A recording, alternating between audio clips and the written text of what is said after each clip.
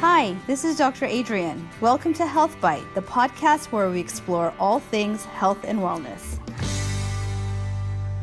Hi again, and welcome back to Health Bite, our weekly podcast where we talk about all things health and wellness.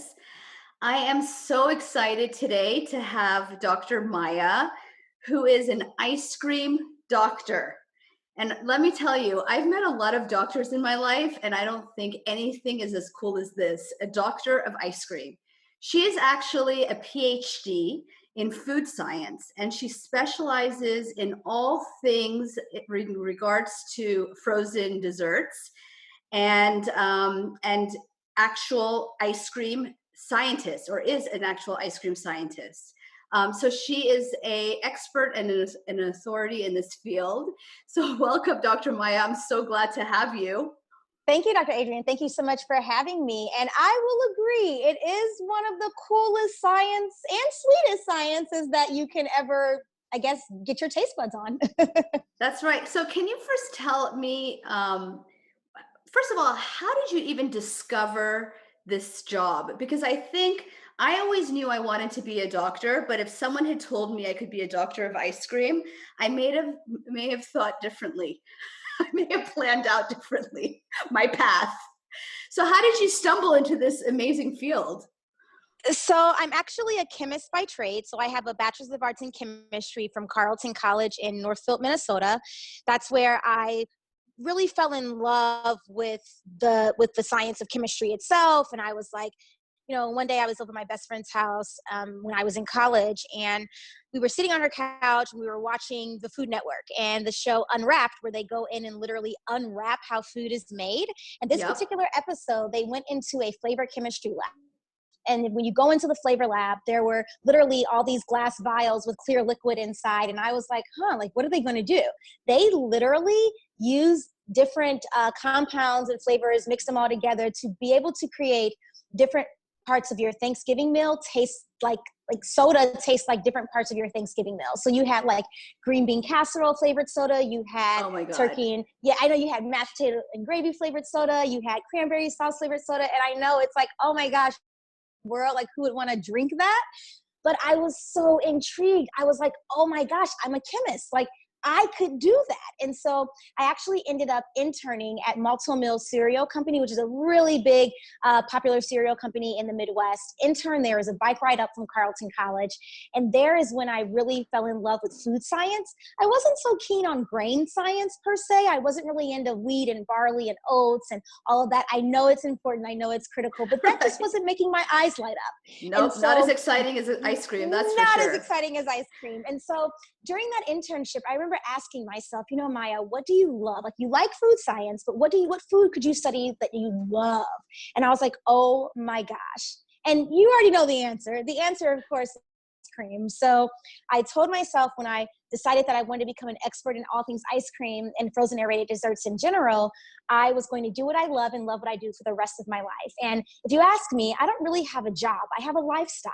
My lifestyle involves everything ice cream. And again, it's close cousins like gelato, frozen yogurt, sorbet, sherbet, frozen custard, you name it. It's what I know. It's what I love. It's what I study.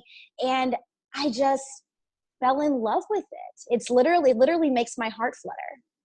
I love that. And I mean, you can see it. And I have the good fortune of seeing Dr. Maya's beautiful face while she's talking.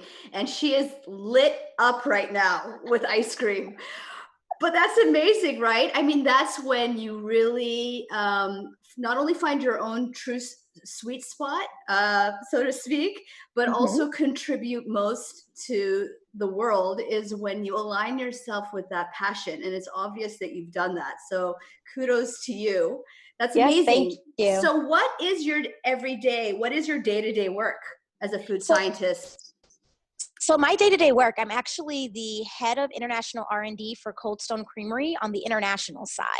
Ooh. So when we're not in COVID, I travel the world and I basically create new ice cream mixes using local ingredients. I help build local dairies, work with farmers, work with suppliers to be able to make ice cream mix in different countries all over the world. And it's really, really, really intriguing. But I also create new flavors. I've done new flavors for the domestic side of Cold Stone here in the United States, all the way to, troubleshooting and trying to help make sure that we can get mixed from one country to the next country, and what does that look like. And of course, in like working with them and learning palettes in different countries to be able to help them develop new flavors that their consumers will love. So one of my goals when I graduated from college, from graduate school, people would always ask, what are you going to do with ice cream?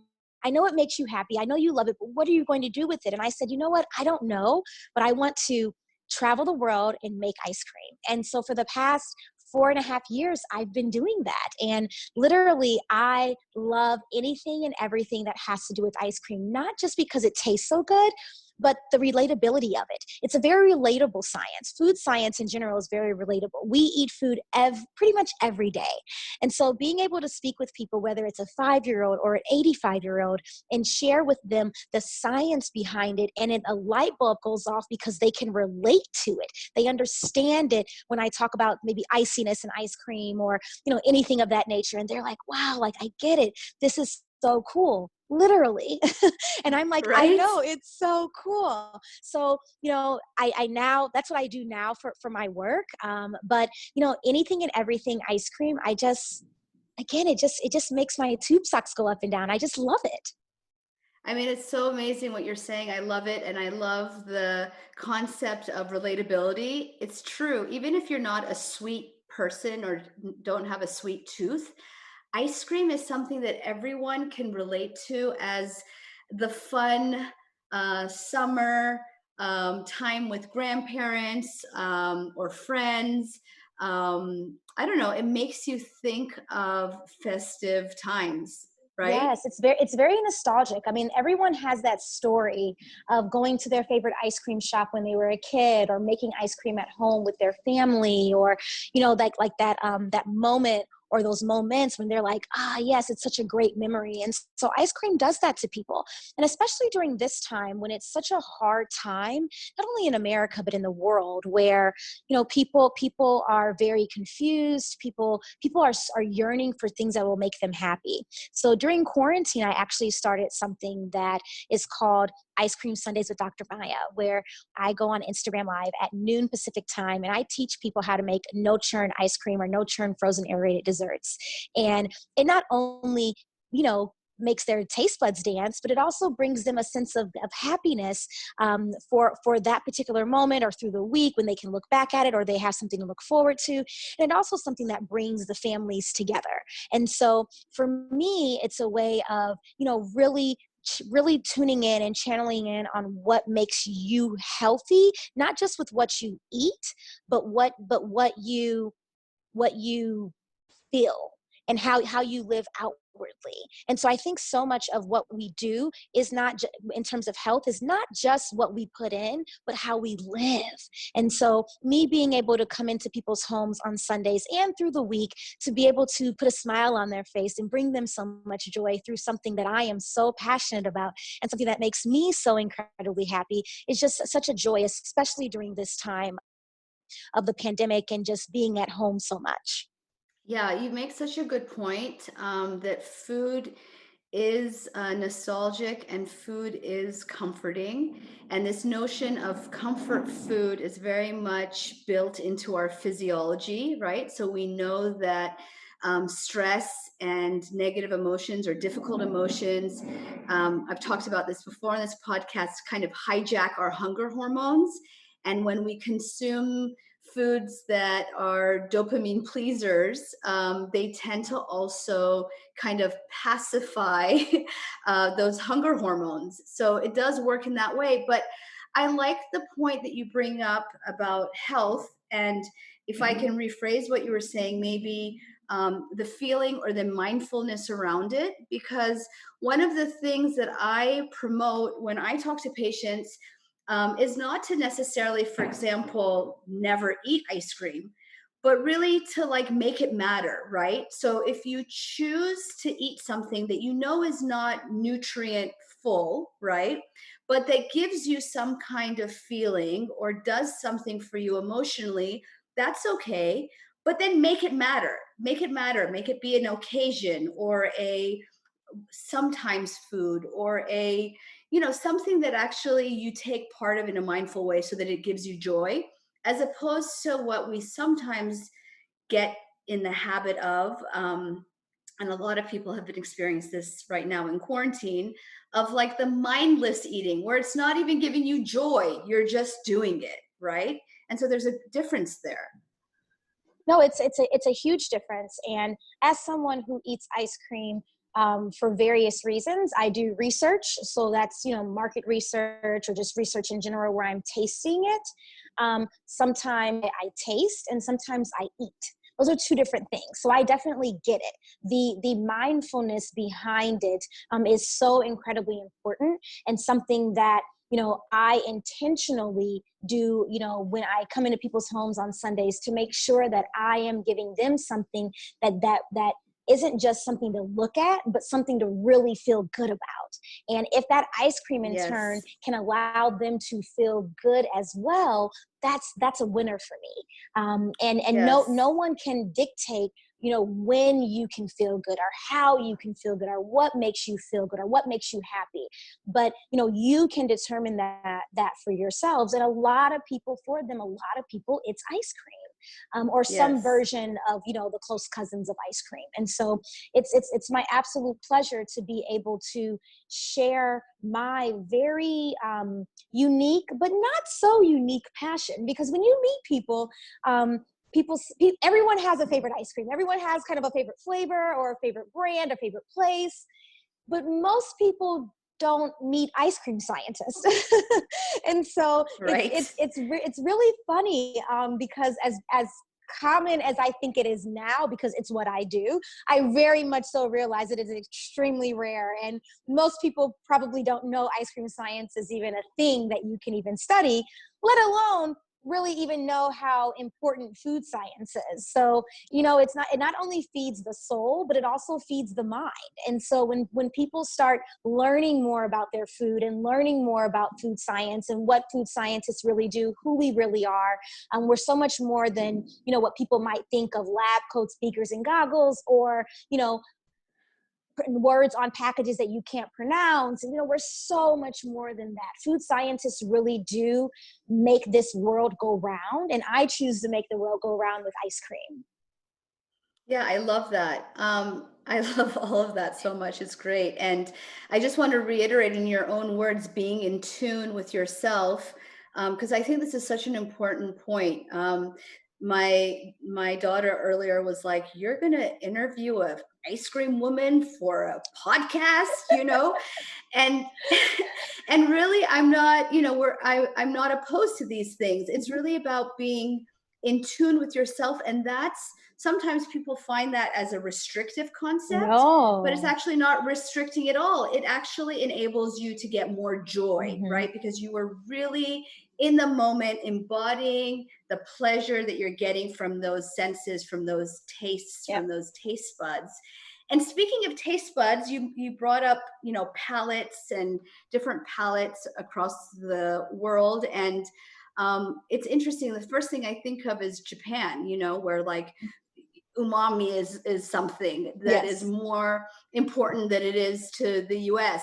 Can you tell us a little bit about how do you learn that? Because palate is something that is so ingrained and grown with, right? You get ingrained with your palate from how and where you live. So how did you adapt to other countries and other cultures? So before I even go into another country, I have a team of people that I'm working with. And we meet on any kind of virtual platform to be able to talk. And I asked them from the get go, what's the palette of the consumer that we are reaching. So they described to me, people in certain countries like, ice cream that's a little less sweet or more sweet, or they like the savory flavors, or they like a little salt, or, kind of things like that. And so I kind of have a mindset when I go into a country of what people might like already. But then I have I guess, the honor of being able to hit the ground running in countries. And I eat, and I'm vegetarian, but besides that, I eat anything and everything that I can get my hands on. To be, and not just eat it. Sometimes I do just taste, because I don't have to eat everything. And so when I'm in countries, I go to markets, I go to fine dining, I go to all kind of different restaurants, mom and pop places. I eat a lot of fruit in these countries to be able to learn what it is that people love, and what's popular. But I also, I watch what people are eating, how they eat ice cream. In the US, we're very used to eating ice cream, kind of almost for anything. It's like, oh, I want ice cream, I'm going to get a pint of ice cream. But that's not how it works in every country. Some countries, it's very much so, I'm going to go get ice cream. I'm going to intentionally sit down. I'm going to get a menu. I'm going to order from that menu. I'm going to enjoy the moment of eating ice cream.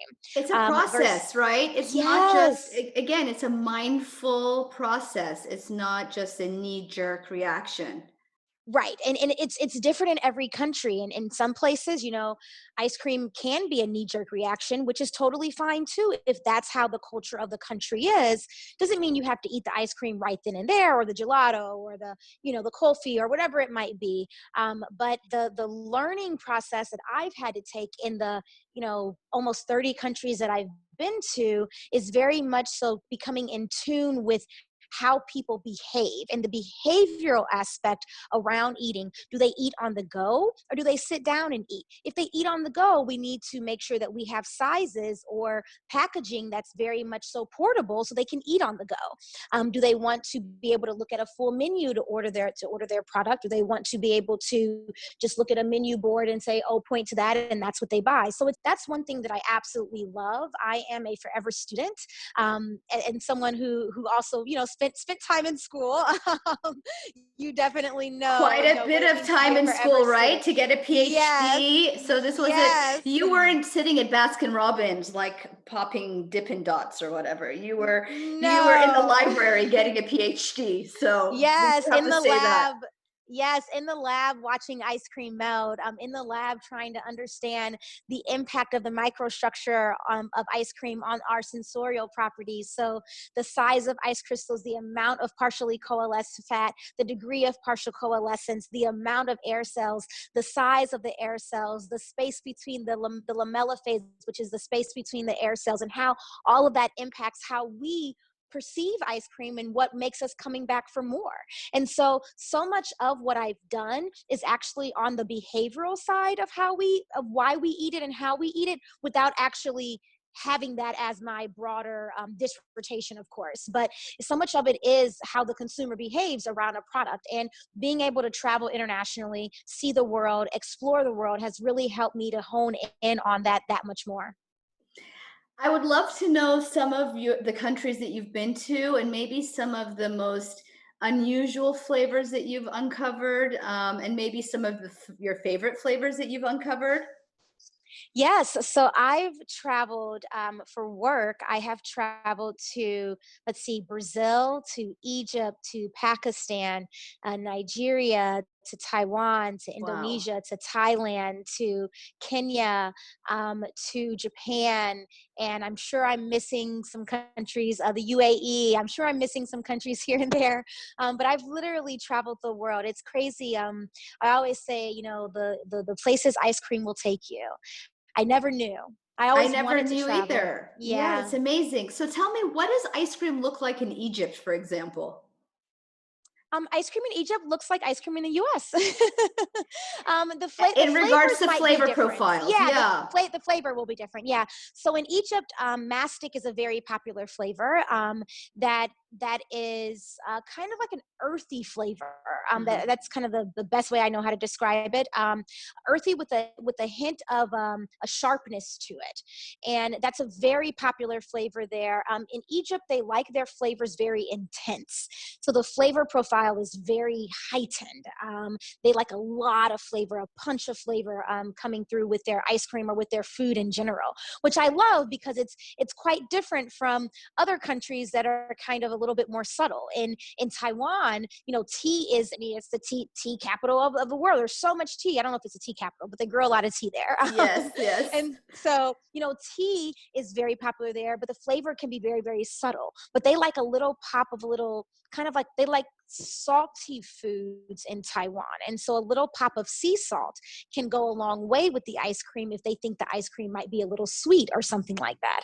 And Yes. so some of the craziest flavors that I've ever had in countries, I've had ketchup ice cream in Canada. Oh, Lord. Yeah, because they like their poutine, right? Or what is it called? They like poutine, poutine. Poutine. Yes, Yeah. yes. Fries loaded with cheese curds and Yeah, I don't get gravy, and that, but yes. wow. Yeah, so I've had ketchup ice cream. I've had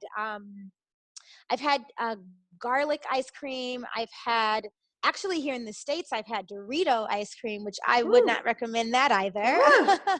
I don't know that I'd Yes, go it for that one wasn't. either. Yeah, it wasn't too great. But again, for me, it's always research. Sure. So I pretty much taste anything and everything that I can, as long as it's vegetarian. I taste it because I get to know how flavors are, developed, and, would the consumer like it? Just because I don't like it doesn't mean the consumer wouldn't Of like it. For course. instance, I'm not a fan of coffee. I've never had a cup of Joe. I don't consume it. It's What? just not my Okay, thing. back I up. know. How did you get through grad school without a cup of coffee? That's I, I unbelievable. I eat a lot of vegetables, and I used to eat apples when I was tired, because there was so Oh much God. muscle movement involved with eating an Yeah. apple that Yeah, it I made like me stay that. awake.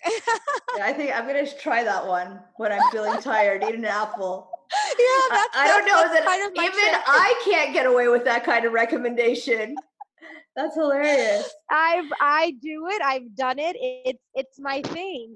I've been doing it for, I don't know how long. Probably, I don't know, 15 years or so. It's just sort of my thing. But I actually don't really consume a lot of caffeine. Purposefully, I have a lot of energy already, and so a little bit of caffeine can go a little far for me. And so I tend to not have a lot of caffeine. I do have a bubble tea every now and then that might have a little caffeine in it, which is okay. But yeah, so I'm not a really big coffee person. Actually, I'm not a coffee person at all. But I understand that people love coffee, and so just because I don't care for it doesn't mean that the consumer won't. So when I go and taste products, I'm tasting it for not if I like it. I'm tasting it for the balance of flavor, or the flavor profile that is supposed to come through via the description of the product. So again, it's not so much, oh, I have to like it, because I don't like every single flavor. It's, is the flavor descriptive? Is the description of the flavor coming through in the palate when the consumer is eating it, i.e., when I'm eating it? And if it's not, I can give recommendations. And if it is, I say, great, like, this is a winner. I don't care for it, but it's a winner. And what are some of the things that you can share? Like, what is something that you take into consideration in regards to refining a flavor for a palate? And let's talk about our palate, for example. What are some considerations in the properties of ice cream that we may not think of? Like, what comes into play? So when making new flavors for ice cream, it's a blank canvas. So you start with an ice cream mix, and you need to know and understand your ice cream base. So whether your ice cream mix is 10% fat, which by legal definition in the United States, ice cream has to be 10% milk fat or more. So if you have something on the market that's like 7% fat, it's technically not ice cream according to the US definition. It's what we would call like a frozen dessert or a frozen aerated dessert. So knowing your base is very key. How much sugar is in there, how much, what percent fat is in there, what type of milk, what type of fat might be in there, if it's a vegan product or if it's a full fat, dairy product, all of that. So knowing your base and being able to realize, if you have a more fatty base, or a base that's kind of high in sugar, you might have to have a lot more flavor go into that product than you would a base that is that's lower in fat and lower in sugar, because fat is a masking agent. So fat, you have a kind of the more flavor you have to be able to add, because you need the flavor to come through more. But one trick that I love to do is I love to add a pinch of sea salt, or a Yes. pinch of kosher salt, or salt in general, to ice cream, because it really does help the flavor come through that much more. And when you're making like a chocolate, I really recommend for chocolate ice cream to add an ever so slight pinch of coffee, vanilla, and maybe adding a little bit of, and not maybe, adding a little bit of salt as well. I've done chocolate recipes where I don't add coffee, because I don't have Yes. coffee with me. I don't have coffee.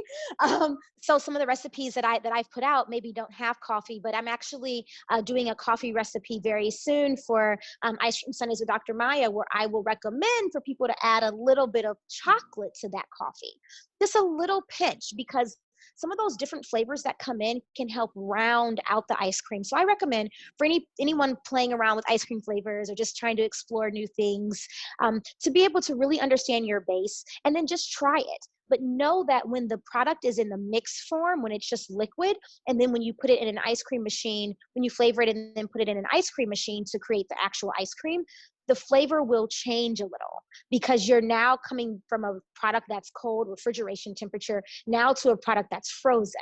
And so for your It palate, the changes the product will mouth change feel. as well Yeah. as over time.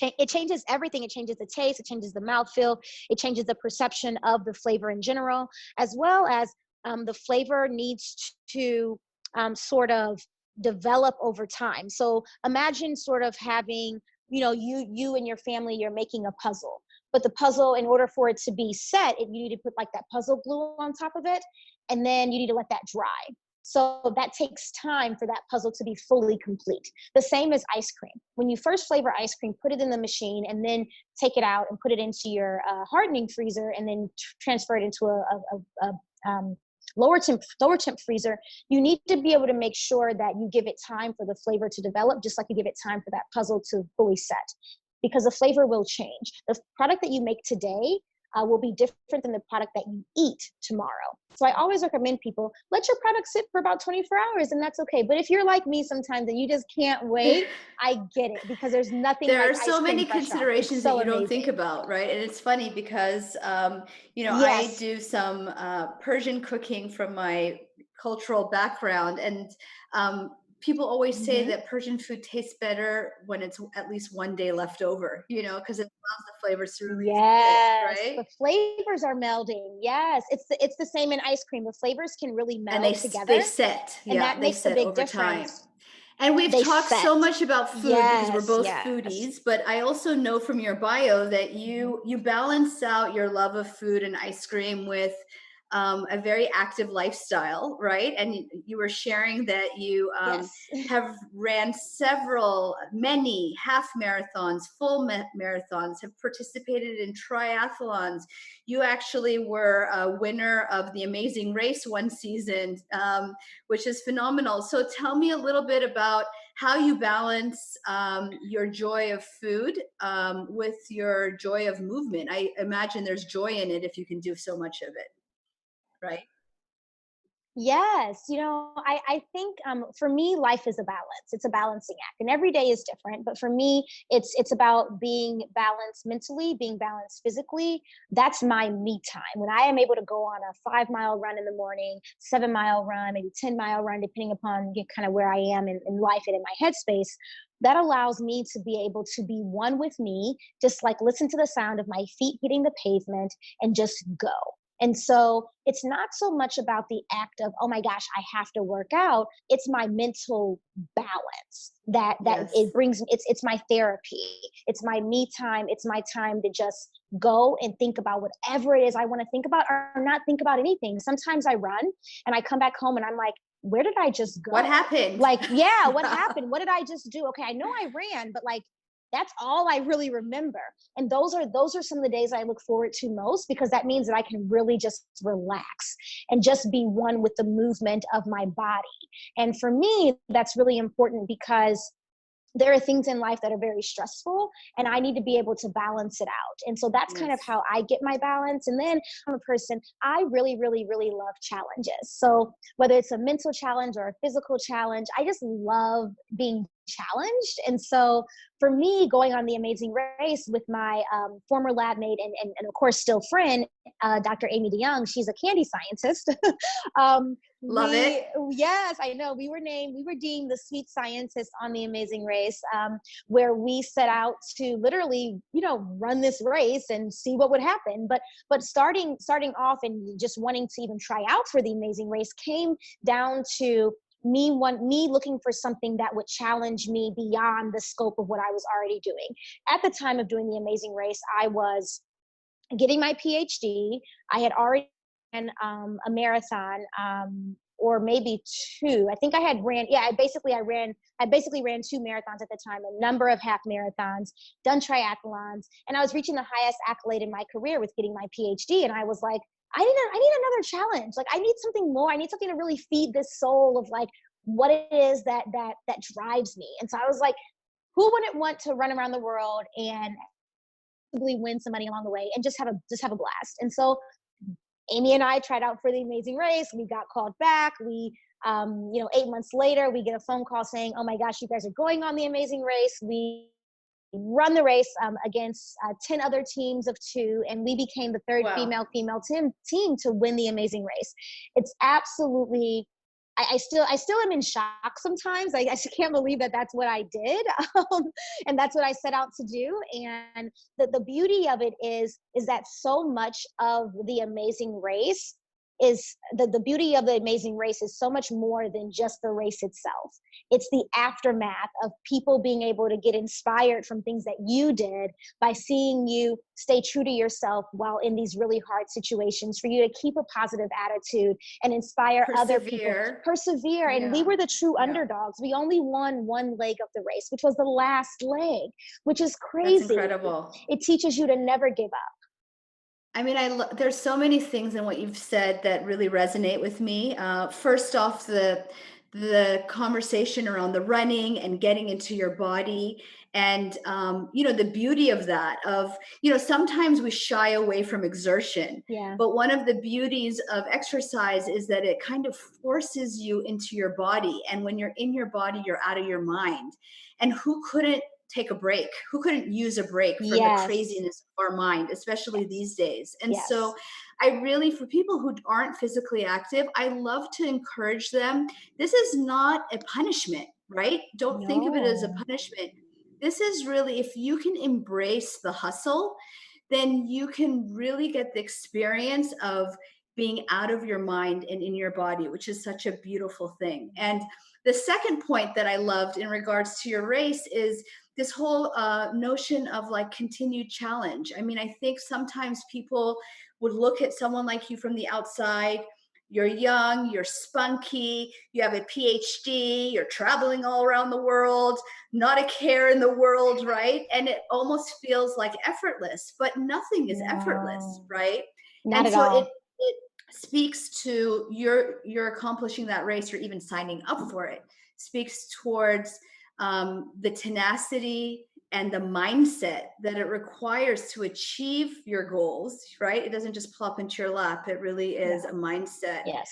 And so I love everything about all of this. And I'm going to invite you, because we live very close to each other, to join me for a Sunday run together. I would love that. Nice. So let's get that in the Yes. books. And I wanted Yes. to thank you for sharing your story and your incredible profession and all of your wisdom. It's really been a joy speaking with you. Yes. Thank you so much for having me. This is my absolute pleasure to be able to share who I am in hopes that I'm able to inspire other people along the way. Of life is very interesting, and the more that I am able to shine a light or be an inspiration, the more I'm actually able to grow as a person as well. And so it's twofold. And so thank you so much for having me on and for allowing me to share what makes my heart flutter, and the healthy balance of being an ice cream scientist. Because people often say, like, how in the world can you be an ice cream scientist? Like, I would imagine you would be like huge, and I'm like this little petite person. And I'm like, it's a balance. It's a It's all about healthy balance. balance. It's Yeah. mindfulness balance. And I encourage everyone to find what it is that brings them pure joy. Joy. Ice cream brings me joy, and running brings me joy. Time with my family brings me joy. So I just challenge everyone to find what it is that brings them joy that no one could ever take away from them. No one can ever remove my PhD from me. No matter what happens with my world of ice cream, I will always, always, always love ice cream. And so I encourage everyone to find what it is that brings them pure joy and do it. Perfect advice. And thank you for sharing your joy with Thank us. you. And I look forward to that run.